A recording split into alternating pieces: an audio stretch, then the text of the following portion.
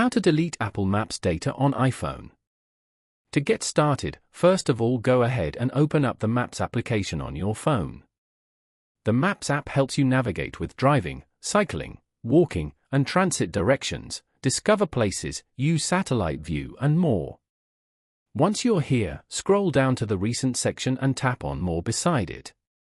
You can view the recent locations over here. If you want to delete any record, then hold that location and swipe left. Then, tap on Delete as shown. If you want to delete all the records instead, then tap on Clear at the top right corner.